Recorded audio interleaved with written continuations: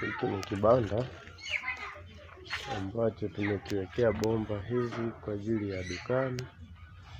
Hii kibanda kinafunua juu.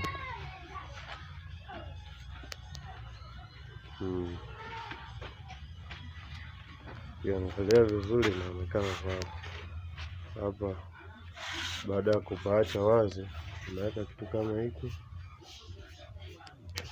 Kibanda mlango wake wa ubavuni.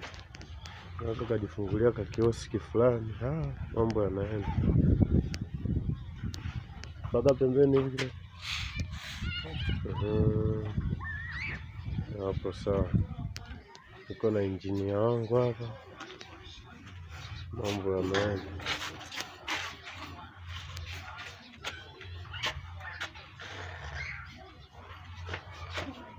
Kibanda kama hiki ukiwa na shilingi 5,000 unakipata.